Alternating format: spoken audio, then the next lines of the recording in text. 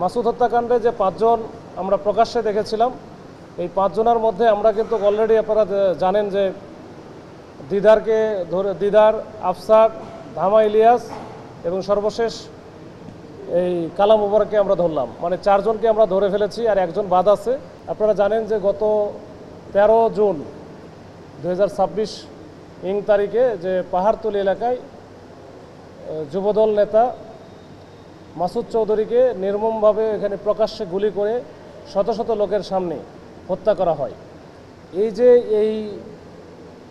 যে হত্যা মিশনে যারা ছিল, ওইখানে মূলত আমরা সিসি ক্যামেরায় দেখেছি পাঁচজনকে। এই পাঁচজনের মধ্যে আমরা কিন্তু এই যে কালা মুবারক কিন্তু অন্যতম একজন ছিল, এবং সেই কিন্তু তার দেখবেন যে তার সিসি ক্যামেরা ফুটেজ আছে, দুই হাতে দুইটা পিস্তল, এবং যে পিস্তলে সে গুলি করছে এর মধ্যে একটা হচ্ছে এখানে আমরা উদ্ধার করেছি, যেটা 9mm পিস্তল, এবং যেটা হচ্ছে আপনার পুলিশেরই যে 5 আগস্ট যে ঘটনা ঘটলো 2024 সালের যে গণঅভ্যুত্থানের পরবর্তী সময়ে যে বিশৃঙ্খল অবস্থা, ওই অবস্থায় যে পুলিশের অস্ত্র লুট হয়েছিল সেইটারই এইটা কিন্তু একটা। তো এই হত্যাকাণ্ডে, মাসুদ হত্যাকাণ্ডে যে পাঁচজন আমরা প্রকাশ্যে দেখেছিলাম, এই পাঁচজনের মধ্যে আমরা কিন্তু অলরেডি আপনারা জানেন যে দিদার, আফসার, ধামা ইলিয়াস এবং সর্বশেষ এই কালা মুবারককে আমরা ধরলাম। মানে চারজনকে আমরা ধরে ফেলেছি, আর একজন বাদ আছে। আর এর বাইরের নেপথ্যের যারা ছিল এদের মধ্যে তো আপনারা জানেনই যে আমরা কিছুদিন আগে যে চট্টগ্রাম অঞ্চলের অন্যতম শীর্ষ সন্ত্রাসী ডেভিড এমনকে আমরা ধরেছিলাম। রায়হান আমাদের এখনও আমরা আইনের আওতায় নিয়ে আসতে পারিনি, আমরা ওইটা চেষ্টা অব্যাহত আছে এবং আমরা ধরে ফেলবো ইনশাল্লাহ। তো এইখানকার এই যে কালা মুবারক, ওর বাড়ি মূলত ফটিকছড়ির কাঞ্চননগর এলাকায়। তো সে মূলত রায়হানের সাথেই সবসময় থাকে। তো আমরা যখন এই গত কালকে যখন তথ্য পাই যে সে ওই ফটিকছড়ির এক লেলাং যে ইউনিয়ন, এই লেলাং ইউনিয়নের এই শাহনগর যে কল্যাণপাড়া আছে, এইখানে একজন আবার তারই আবার আরেকজন সহযোগী তার বাড়িতে রাতে এসে অবস্থান করতেছিল।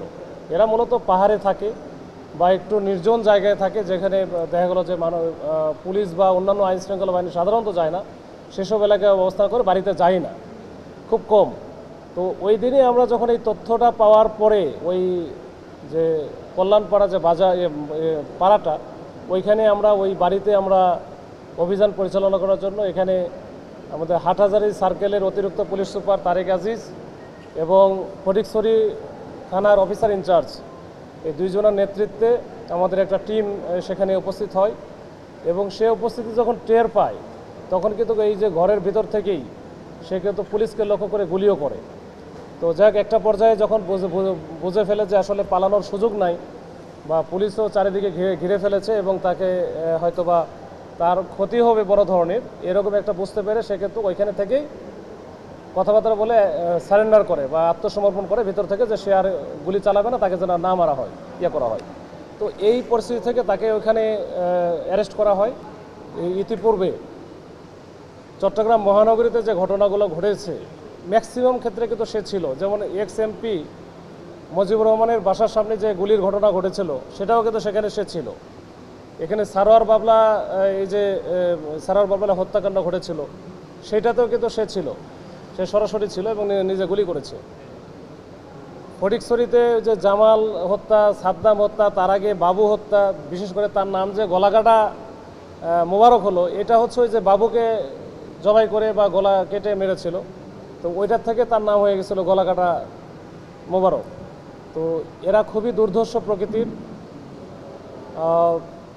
এদের কোনো আসলে ওই যে আমি দেখলাম যে কোনো বিচার বুদ্ধি বা ওই যে মানবিকতা যেটা আছে, এটা কোনো কিছু কাজ করে না।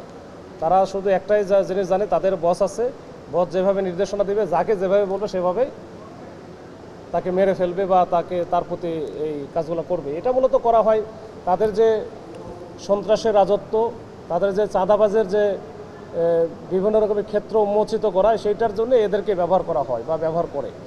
তো এইটা আমার এই অপরাধীদের যারা খুনি, সন্ত্রাসী, চাঁদাবাজি যারা আছে, এদের প্রতি একটাই জেলা পুলিশের পক্ষ থেকে, আমাদের পক্ষ থেকে আমরা ধারাবাহিকভাবে অভিযান করে যাচ্ছি তাদের প্রতি আমার মেসেজ যে এগুলো এই অপরাধকর্ম ছেড়ে আপনারা শান্তির পথে চলে আসুন, তাহলে আপনারা বিপদে পড়বেন না।